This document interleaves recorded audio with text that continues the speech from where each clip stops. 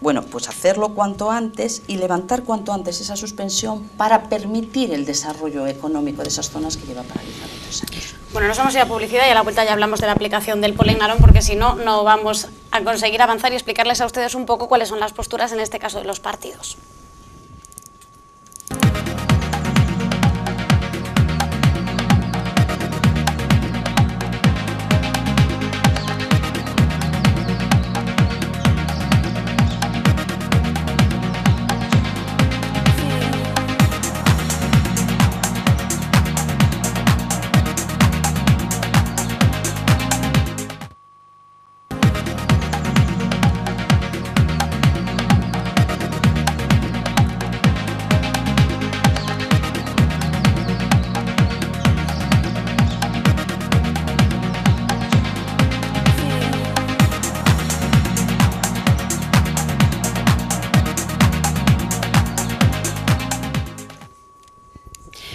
Bueno, seguimos aquí en este debate. Esta noche, de manera excepcional, no se abrirán los teléfonos para que nos dé tiempo a avanzar y a explicarles a ustedes un poco más cómo se aplicaría este plan de ordenación del litoral en Narón, y ahora deberá hacerlo, explicarnos un poco qué consecuencias tendría la aplicación de este Polen Narón el Bloque Nacionalista Galego. Pablo Villamar.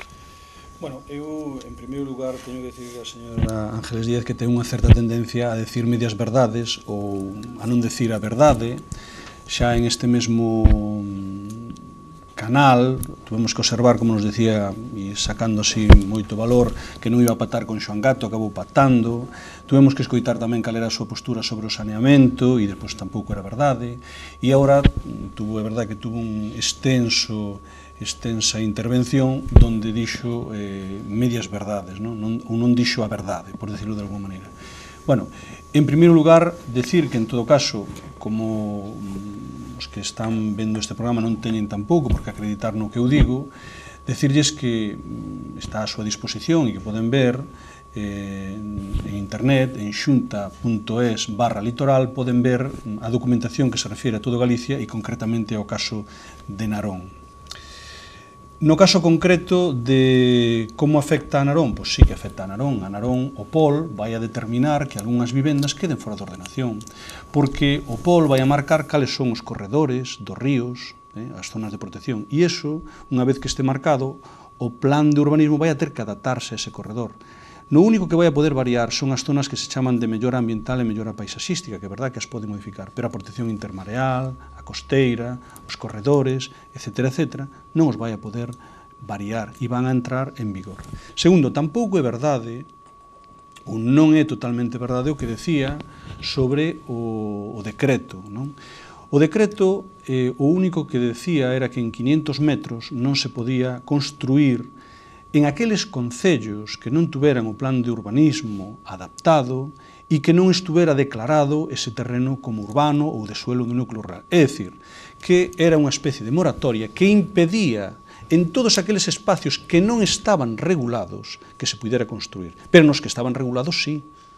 Nos que estaban regulados, sí. De feito, en Ferrol se estuveron construindo edificios e en moitos sitios que non estaban a 500 metros da ribeira. Vamos, eso, en Coruña, iso quere dicir que en Coruña non se pudo construir durante este ano, se estuveron construindo, mentras houve a oportunidade de construir, depois cando veu a crise, se construía menos, pero se puido estar construindo. É dicir, en primeiro lugar, hai que decir a verdade. Segundo, tampouco é verdade que sean innovadores en este aspecto, posto que incluso no caso que se comenta sempre do plan de sectorización, donde, por certo, Narón perdeu 26 millóns de euros de inversión, perdeu Narón 26 millóns de euros, pois se non era aquel sitio, podía non facer en outro, ou incluso en aquel sitio podía non ter adaptado, pero, bueno, perdeu 26 millóns de euros de inversión, incluso en ese caso era unha cuestión de carácter inicial, despois ainda había que facer o plan de sectorización, había que facer toda unha serie de cuestións. E en este caso a mí o que me sorprende é que isto se teña así tan escondido e que non se traslade aos veciños e veciñas de Narón. Hai concellos de todos os colores, do Partido Popular, do PSOE, do BNG, independentes, que o estuveron facendo. Oiga, hai isto, é verdad que está en este momento procedimental, conozcan ustedes isto que é. Porque iso ten xa unha serie de criterios que se pode acortar, que pode aparecer aí algún que o podemos salvar. Bueno, pois ben. Segundo, se recorreron todo Narón. o director xeral, parece que estuvo en todos os concellos, supoño que cando di todos os concellos, supoño que sería Narón. Bueno, pois en Narón hai errores tan graves, que din, no documento ese que está aí, non teñen por que fiarse da miña palabra, en todo caso, eu teño aquí tamén documentos para acreditalo, que din que o Mosteiro do Couto é unha nova construción. E leva aí desde o século XII. Por exemplo, e din, sin embargo, que Megasa leva toda a vida, as construccións de Megasa, non? Quer dizer, esos son errores así por encima, é dicir, eu non sei que se recorreron e que se contaron, pero eso ten errores, pero garrafales, errores garrafales. Segundo, é unha total improvisación, perdón, o término correcto é improvisación, porque un día, e leíamonos todos nos medios de comunicación, un día non había derogación, despois do decreto, despois dixeron que 3 meses, despois que un mes. Vamos a ver, ahora mismo hai unha moratoria de 3 meses. A miña pregunta é, porque, como moi ben decía a portavoz, isto vai haber unha vez que se aprobe inicialmente, vai haber unha exposición, que van a facer en todo ese tempo? Que é o que vai estar en vigor? Que é o que vai estar en vigor?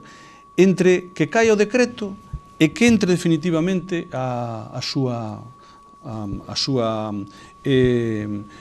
entrada en vigor definitiva, que vai a ocurrir aí, que non lo digan, eu creo que non o saben nin eles. Non o saben porque fai 4 días non sabían se tiñan que, de feito fixeron así, primeiro prorrogaron un mes, no Parlamento decían que non o facían, a Consellería si o facía, despois non foi un mes que foron 3, non saben o que se traen entre más, saben que botaron a andar algo e a ver como acaba, porque todas as cousas que empezan regular normalmente acaban mal.